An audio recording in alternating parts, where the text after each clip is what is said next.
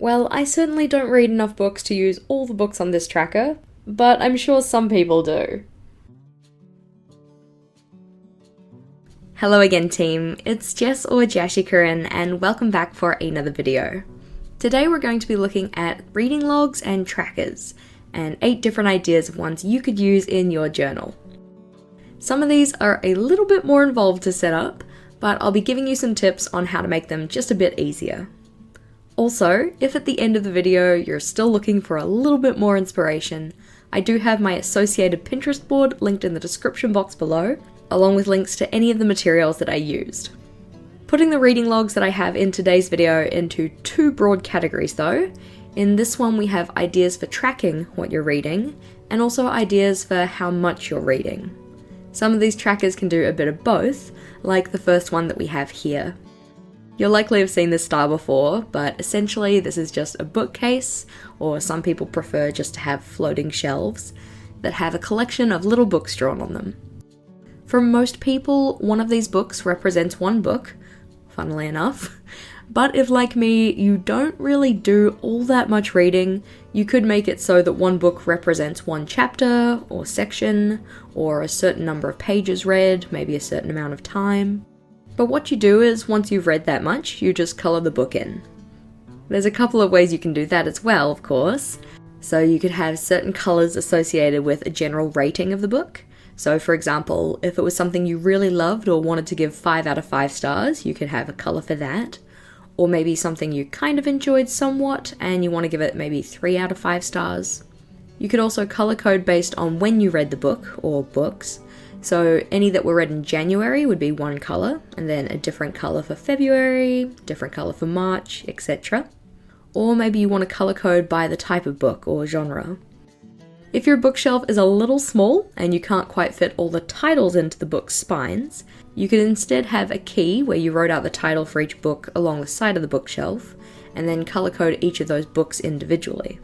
And of course, you could just colour them in randomly. You'll note that for some of the books that I've drawn out here, they're on an angle. Something to be mindful of here, just to make your page look a little better, is that the ends of the book that are on an angle should be at roughly 90 degrees to the spine of the book. So rather than having the sides of those books that are on an angle extend all the way to touch the shelf, only one of them does.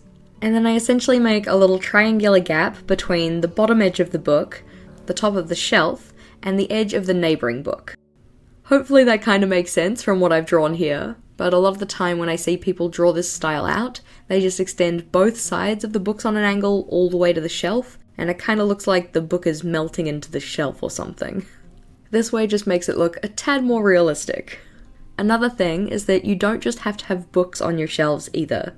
A lot of people like to draw in plants and knickknacks just to fill in extra space when they want to have less books on the shelf. The next idea we have here is similar, but rather than drawing out shelves, you've instead just got a stack of books. The nice part about this one is that it gives you a bit more room to write the titles and even maybe the authors for each book along the spines.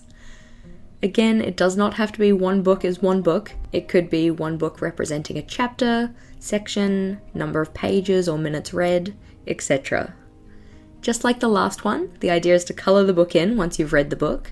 Or what you could do is colour them all in first and then add the title or rating or both to the book when it's finished.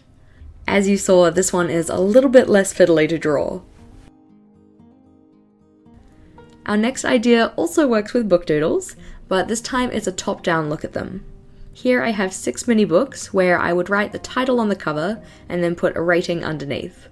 Depending on how you want to space these out, you could also include the author, some notes, or any other information you wanted to include.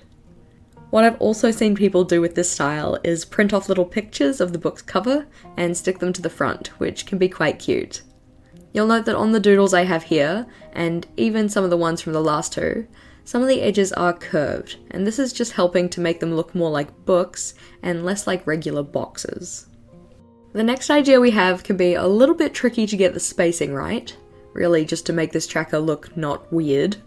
But it's an open book where each visible page is used to represent a book read, or chapter, section, etc. Note that the curved lines at the top and bottom are curving towards the ends of the spine of the book. This is one that I would very much recommend going in with pencil first, just to make sure you have all of your lines in the right places. To actually use the tracker though, I'd write the title of any books read along subsequent pages as I read them. You could colour this in, but most books have white pages, so that might look a little bit odd. But this is your journal, and if you want to do that, then you go for it. Flipping over, we have the most simple idea for this video, which is just having a vertical log of the books you're reading.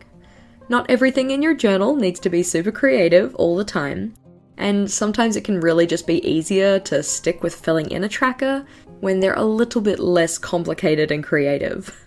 In this one, I just have a space to record the title, author, and rating for each book. The next idea we have here is what I'm going to call a reading grid. On this, each box represents whatever you want, whether that be a book, chapter, section, number of pages, number of minutes read, anything else. And you just colour in the box when you've achieved that. Just like the bookshelf idea, you can colour code these in a variety of different ways. So by rating, type of book, book title if you have a list to accompany the tracker, or by when you completed what was associated with each box, which is the example I've gone with here. On this example, each box is 5 pages, and I've used different colours to show either the month or week that they were read. Or maybe, I suppose, day, if you're a speedy reader, which I am certainly not. The next idea we have here I think is pretty dang cute. This one I saw from Elizabeth of Plant-Based Bride, but essentially what you have is a jazzed up version of just the regular vertical log. This one is made to mimic the library loan cards that you find in the front of library books. Or maybe used to find. It's been a little while since I've been to a library. This involves having a card that has the information you want to track. In this example I just go with the date and the title. And then it also has a little pouch or pocket to slip those cards into. For the pouches, I'm just using a paper bag. You can technically buy little pouches, but if you can make it with things around the house, then why not? Here I just measure up the size I want the pouch to be, and then cut that from the top of the paper bag. That way I have at least one edge that's already sealed, and I only have to seal up the bottom and the opposite edge. I made sure to cut those sides just a little bit wider, roughly a centimetre, so that I could fold them over and stick them to the back. You'll notice that I also trim the corners so I don't have too much bulk after folding them to the back, and then just stuck everything down with double-sided tape. Do make sure not to seal the top though. We want our cards to slip into the pouch, and it's kind of hard to do that when they're completely sealed.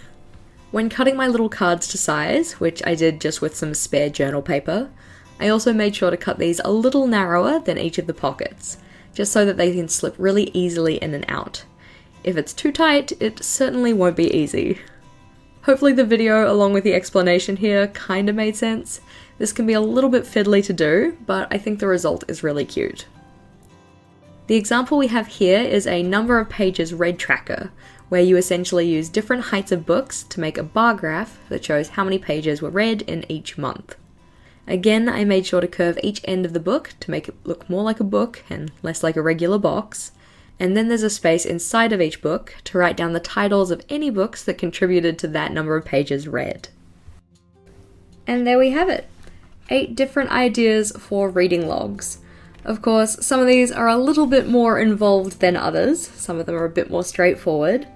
But hopefully this gives you guys some ideas of ways you can record either what you're reading or how much reading you're doing in your journal.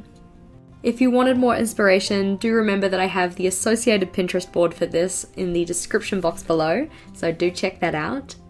But otherwise team, thank you for watching. I hope you liked today's video.